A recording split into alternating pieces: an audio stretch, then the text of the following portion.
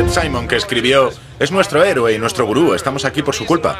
Ted Simon escribió Los viajes de Júpiter. Si no lo habéis leído, hacedlo ya. Una de las cosas por las que a Iwan se le ocurrió dar la vuelta al mundo fue el libro de Ted Simon. Se pasó 4 años recorriendo el mundo, en los años 70.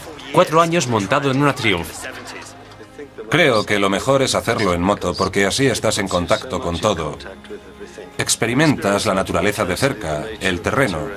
Casi puedes saborear las culturas por las que vas pasando. Estás expuesto al clima y al viento, a la lluvia. Es una experiencia más completa.